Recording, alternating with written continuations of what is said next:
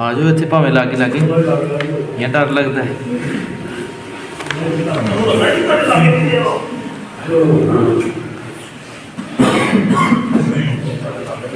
ਹਾਂ ਇੱਥੇ ਆਓ। ਨਹੀਂ ਕੋਈ ਗੱਲ ਨਹੀਂ ਯਾਰ, ਤੁਸੀਂ ਕਰੋ ਕੰਮ ਆਪਣਾ।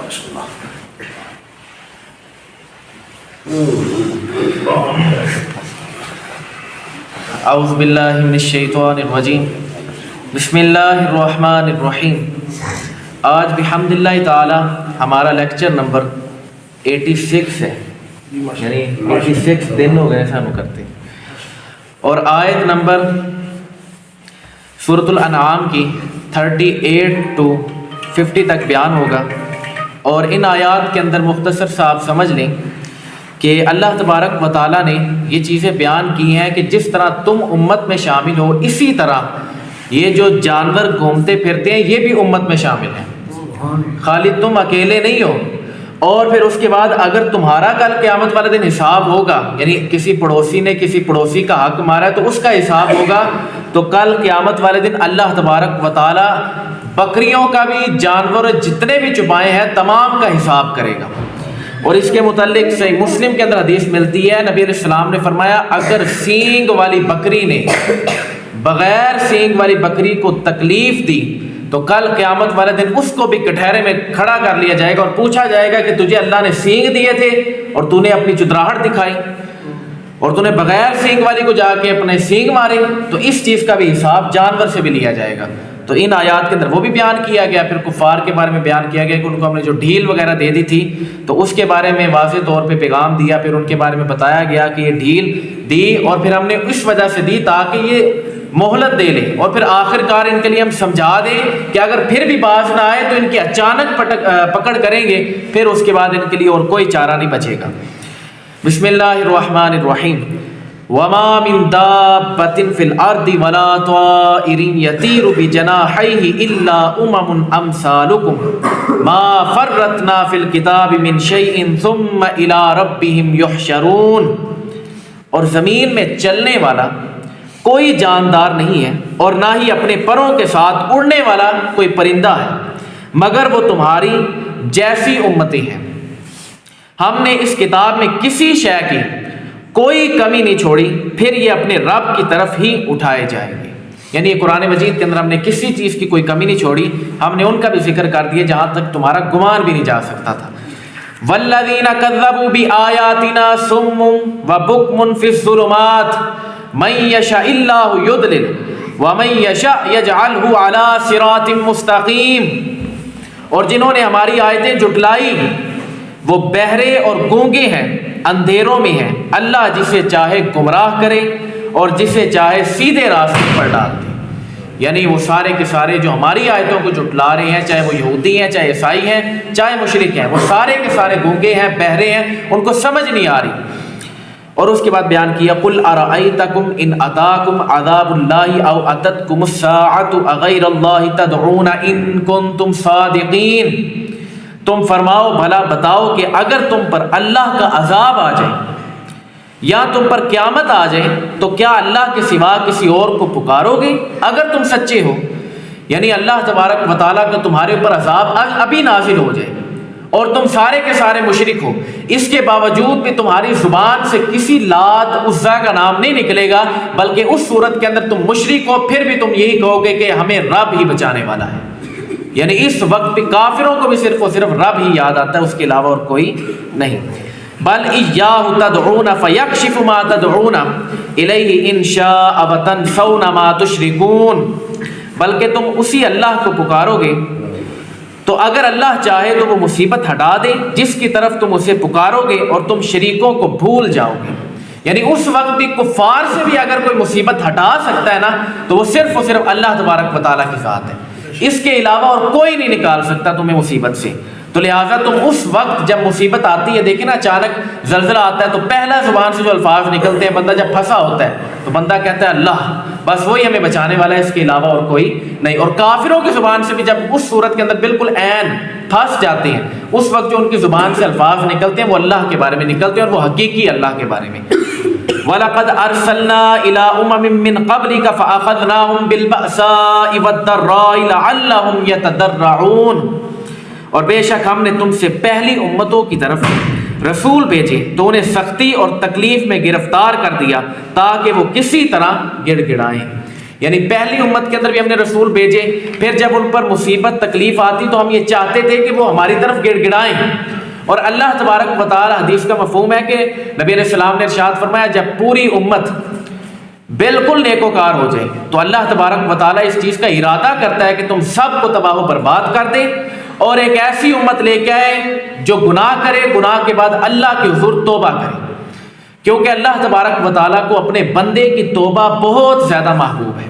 اس سے بڑھ کے اللہ تبارک و تعالیٰ کو اور کوئی چیز محبوب نہیں ہے. جب کوئی گناہ گار اللہ کے حضور سجدہ ریز ہو کے دو آنسو بہا کے اللہ کو منانے کی کوشش کرتا ہے تو اللہ کو سب سے زیادہ وہ پسند ہے.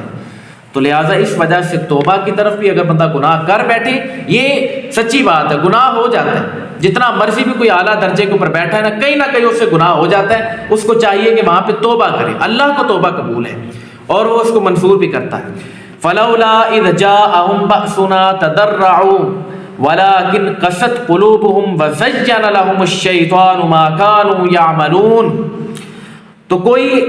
تو کیوں ایسا نہ ہوا کہ جب ان پر ہمارا عذاب آیا تو گڑ گڑاتے، لیکن ان کے دل تو سخت ہو گئے تھے اور شیطان ان کے اعمال ان کے لیے راستہ کر دیے ہیں.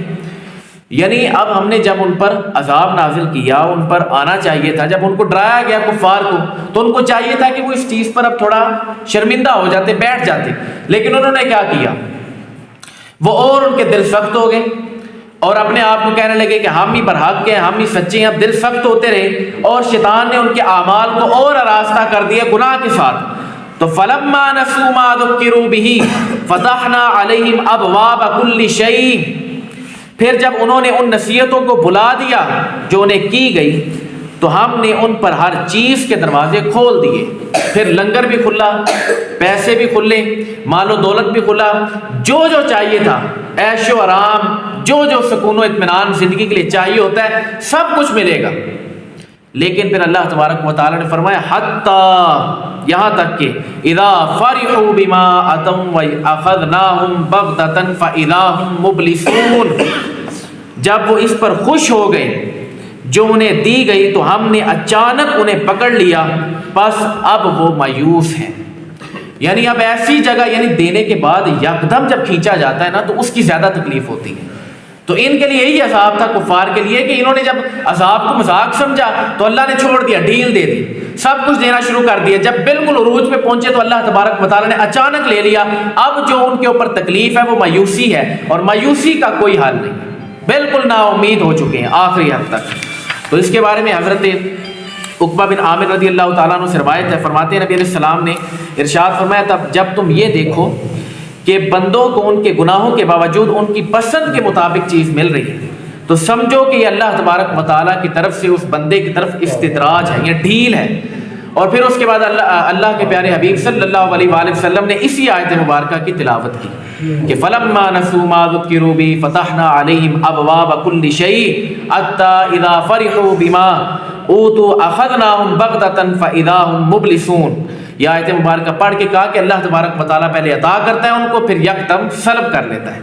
فَقُطِعَ دَابِرُ الْقَوْمِ الَّذِينَ ظَلَمُوا وَالْحَمْدُ لِلَّهِ رَبِّ الْعَالَمِينَ. بس ظالموں کی جڑ کاٹ دی گئی اور تمام خوبیاں اللہ کے لیے ہیں جو تمام جہانوں کا پالنے والا ہے. یعنی اب ظالم جتنے بھی ہیں ان تمام کی جڑ کو ہم نے کاٹ دیا ہے. جدھر تک وہ ظلم کرتے تھے ان کا مقصد تو یہ تھا کہ وہ رب رسول کی اطاعت و پیروی کرتے، لیکن انہوں نے جب دنیاوی امور کے اندر جانا شروع کیا اور اپنے اندر بے جھجک ہو گئے تو اس کے بعد ہم نے ان سے سارا کچھ کھینچ لیا.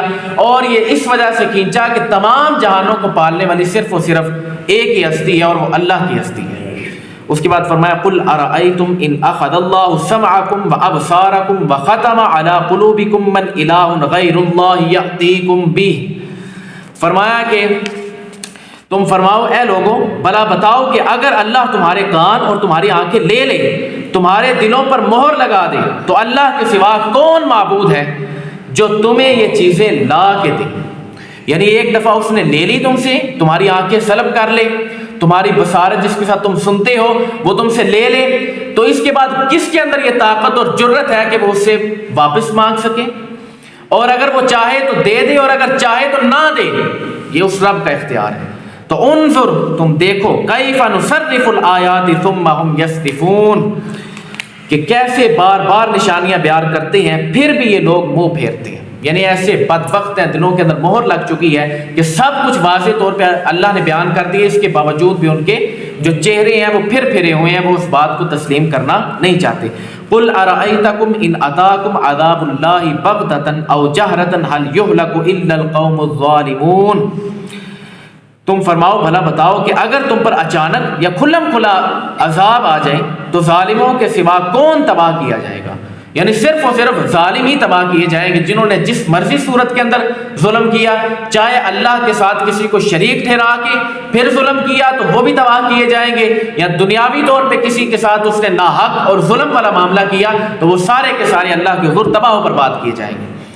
وما نرسل المرسلین الا مبشرین ومنذرین فمن آمن واصلح فلا خوف علیہم ولا هم يحزنون. اور ہم رسولوں کو اسی حال میں بھیجتے ہیں کہ وہ خوشخبری دینے والے اور ڈر سنانے والے ہیں. یعنی دو ہی کام کرتے ہیں، یا خوشخبری دیتے ہیں یا ڈر سناتے ہیں. وہ معجزے دکھانے نہیں آتے. یہ بات یاد رکھیے گا، جتنے بھی معجزات ہیں وہ اللہ تبارک و تعالی نے ان کو عطا کی ہیں، ان کی شانیں اس وجہ سے بلند ہوتی ہیں، لیکن وہ آپ کو معجزے دکھا رہے ہیں. یعنی یہ نہیں کہ کوئی کفار اٹھ کے کہیں ہمیں یہ کام کر کے دکھائے تو نبی کے اوپر لازم ہو جاتا ہے کہ وہ کر کے دکھائے. نہیں، جو اللہ تبارک و تعالیٰ نے ڈیوٹی دی ہے وہ یہ ہے کہ ڈر سنائیں اور خوشخبری سنائیں، جنت اور جہنم کا فرق بتا دیں. اور فرمایا کہ تو جو ایمان لائے اور اپنی اصلاح کر لیں تو ان پر نہ کچھ خوف ہے نہ وہ غمگین ہوں گے. جو اولیاء کی صفت ہے، یعنی نبی کا پیغام سننے کے بعد اگر وہ اس بات پر ایمان لے آئے جو نبی نے کہا ہے تو گویا ایسے ہی ہے جیسے وہ اللہ کا ولی ہے. کیونکہ الا ان اولیاء اللہ لا خوف علیہم ولا هم یحزنون. خبردار میرے بندوں کے بارے میں کچھ نہ کہنا، میرے دوستوں کے بارے میں. وہ کیوں؟ کیونکہ نہ ان کو کسی چیز کا خوف ہے نہ وہ غمگین ہوتے ہیں. یہیں پہ بھی یہی صفت بیان کی، کہا کہ اگر جو نبی علیہ السلام نے تمہیں خوشخبری دی ہے اس کو اور جو ڈر سنایا اس کو مان لو، بغیر دیکھے جنت اور جہنم کا تصور اپنے اندر لے آؤ اور اس کے بعد اس پر کٹھر طور پہ ایمان لے آؤ تو اللہ تبارک و تعالیٰ گویا ایسی ہے جیسے تم اللہ کے دوست بن چکے ہو. کیونکہ وہی جو اس کی شانیں تھی وہ یہیں پہ مل رہی ہے کہ نہ تمہیں پھر کسی چیز کا خوف ہوگا نہ تم غمگین ہوگے. والذین کذبوا بآیاتنا یمسهم العذاب بما كانوا یفسقون. اور جنہوں نے ہماری آیتوں کو جھٹلایا تو انہیں ان کی مسلسل نافرمانی کے سبب عذاب پہنچتا رہے گا. وہ اللہ تبارک و تعالیٰ ان کو تھوڑا تھوڑا کر کے عذاب دیتا رہے گا، چاہے وہ دنیاوی طور پہ جس طرح مرضی دے گا دنیا میں بھی، اور آخرت میں تو ان کے لیے ہمیشہ کے لیے جہنم ہے کہ جنہوں نے اللہ کے قرآن کا انکار کر دیا. قل لا اقول لكم عندي خزائن الله ولا اعلم الغیب ولا اقول لكم انی ملک. یہ قرآن مجید اب بیان ہونے لگے. فرمایا اے حبیب تم فرما دو، یہ اللہ نے حکم دیا. یہ نبی علیہ السلام بتانا چاہتے ہیں اور ہمارے اہل سنت کا بھی یہی عقیدہ ہے، وہ میں آپ کو بتاتا ہوں. فرمایا اے حبیب تم فرما دو میں تم سے نہیں کہتا کہ میرے پاس اللہ کے خزانے ہیں. یہ اللہ تبارک و تعالیٰ اپنے حبیب سے کہہ رہا ہے کہ آپ یہ سب کے سامنے بیان کر دیں کہ میں یہ نہیں کہتا کہ میرے پاس اللہ کے خزانے ہیں، اور نہ یہ کہتا ہوں کہ میں خود غیب جانتا ہوں. یعنی نبی علیہ السلام کہتے ہیں کہ میں یہ خود بات نہیں کروں گا کہ میں غیب جانتا ہوں، اور نہ تم سے یہ کہتا ہوں کہ میں فرشتہ ہوں. میں کوئی فرشتہ بھی نہیں ہوں، میں غیب بھی نہیں جانتا، اور میں اس کے ساتھ میرے پاس اللہ کی طرف سے کوئی خزانے بھی نہیں ہیں. اب یہاں پہ آپ موقف سن لیں. ہمارا یہی نظریہ ہے اور یہی موقف ہے، وہ یہ ہے کہ نبی علیہ السلام کے پاس بذات خود ایک ذرے کا بھی علم نہیں ہے. ہاں اللہ نے عطا کیا ہے تو اب نبی علیہ السلام کے پاس ہر چیز کا علم ہے. اب اگر کوئی نبی علیہ السلام کے علم کے اوپر بات چیت کرے گا تو اس کو یہ سمجھ لینا چاہیے کہ وہ اللہ تبارک و تعالیٰ کی عطا پر بات کر رہے ہیں، وہ اس پر سوار اٹھانے کی کوشش کر رہے ہیں. تو اللہ جب اپنے محبوب کو عطا کرے گا تو جھولیاں بھر بھر کے عطا کرے گا. پھر نبی علیہ السلام جدھر تک چاہیں ان کی نگاہ بھی جا سکتی ہے. نبی علیہ السلام کے الفاظ حدیث کے اندر نبی علیہ السلام فرماتے ہیں نماز جب میں پڑھا رہا ہوتا ہوں تو تم یہ نہ دیکھا کرو کہ میں آگے دیکھ رہا ہوں، بلکہ جس طرح میں سامنے دیکھتا ہوں ایسے ہی میں پیٹھ کے پیچھے سے دیکھتا ہوں. یعنی ایک ایک بندے کو دیکھ رہا ہوں کہ بندہ نماز کس طرح پڑھ رہا ہے، رکوع سجود تم کس طرح کرتے ہو. تو نبی علیہ السلام عام شخصیت نہیں ہے. یہاں پہ جو بتانے کا مقصود تھا وہ یہ تھا کہ کفار نے اعتراض شروع کر دیا تھا کہ شاید آپ جادوگر ہیں تو اس وجہ سے نہیں. نبی علیہ السلام نے فرمایا کہ فرق یہ ہے، یہ ساری باتوں سے ہٹ کے میں کوئی فرشتہ نہیں. ہاں فرق یہ ہے میرے پاس ان اتبع الا ما یوحى الی، کہ میں تو صرف اس وحی کا پیروکار ہوں جو میری طرف آتی ہے. جو جو اللہ نے مجھے پیغام دیا وہ میں آگے آگے سپلائی کرتا جاتا ہوں، وہ میں پہنچا رہا ہوں۔ قل هل يستوي الاعمى والبصير، فرمایا تم فرماؤ کیا اندھا اور دیکھنے والا برابر ہو سکتا ہے؟ اب یہاں پہ دیکھیں یہ انداز سمجھانے کا کہ پہلے یہ بیان کیا کہ میں کچھ اختیار نہیں رکھتا، پھر کہا کہ ہاں وہی اسی پر آتی ہے نا جو اللہ کا نبی ہو، تو اللہ کے نبی کی اب شان بیان ہوگی۔ اب یہاں پہ بیان فرما دیے کیا دیکھنے والا اور نہ جاننے والا برابر ہو سکتا ہے؟ تو ہرگز یہ کام نہیں ہو سکتا۔ افلا تتفکرون، تو کیا تم غور و فکر نہیں کرتے؟ تم اس میں غور تو کرو، اللہ تبارک و تعالیٰ تمہارے لیے سمندر کھول دے گا۔ تو لہٰذا ان آیات کے ساتھ ہمیں سمجھنا چاہیے کہ نبی علیہ السلام کے پاس جو جو کچھ بھی عطا تھی، جو اللہ تبارک و تعالیٰ نے ان کو معجزات دیے، وہ سارے کے سارے نبی علیہ السلام کو اللہ تبارک و تعالیٰ کی طرف سے عطا تھی، اور اسی کے ساتھ نبی علیہ السلام کو اللہ تبارک و تعالیٰ نے ہر طرح سے علم اور ہر طرح سے عزت نوازی ہیں۔ تو لہٰذا اللہ تبارک و تعالیٰ ہمیں عمل کرنے کی توفیق عطا فرمائے، جو کچھ سنا اس کے مطابق زندگی بسر کرنے کی توفیق عطا فرمائے۔ وما علینا الا البلاغ المبین۔